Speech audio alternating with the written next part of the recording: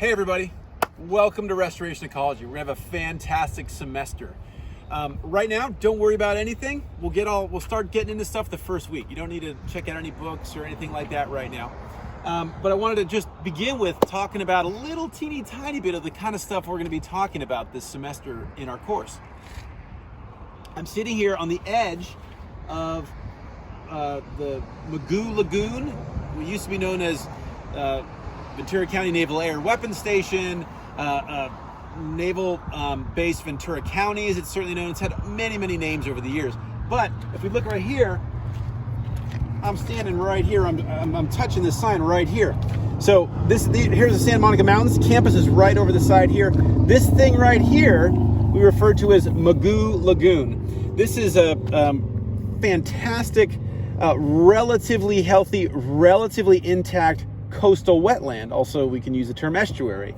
And where campus is, we have a road, Laguna, right when you come off of Potrero. That was called Laguna because originally, when the original Spanish land grant was established for this area by what was then Spain before it became Mexico, was Lagoon all the way up to here. So all the way back up here to Round Mountain was a huge estuary. It went from all the way here at Point Magoo all the way off to basically Oxnard. So a huge coastal wetland. Most of that is gone. If we look here, we can see a lot of ag. We've put a lot of physical hardened objects like railroads and roads and housing infrastructure, things of that nature. And then the big thing right over here was the establishment in the wake of World War II and the building up of this massive military base, this massive naval weapons station.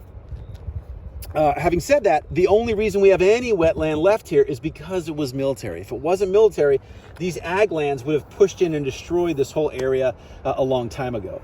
So our class is built to, we'll be doing many things in our class, but one of the key things we're going to be looking at is ecological restoration.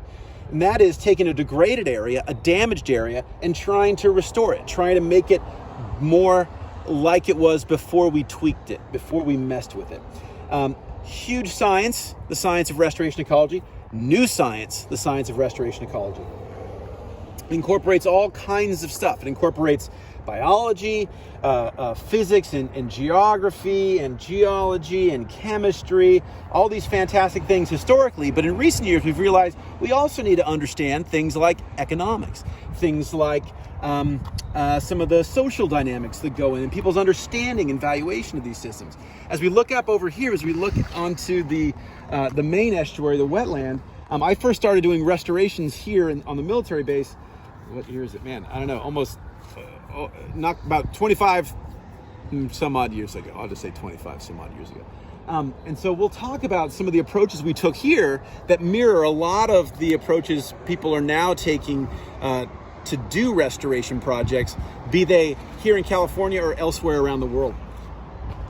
The key thing we're trying to do with our restorations is not only make it better for the animals and the critters, which is a key thing in the ecological functioning, but also these intact, healthy, well-functioning environments. It turns out they're way better for people as well. They're better economically, they're better from a happiness standpoint, they're better from a social justice standpoint, they're better for a whole bunch of reasons. So the work we're doing in restoration isn't just restricted to the natural world. So these are the kind of things we're going to talk about.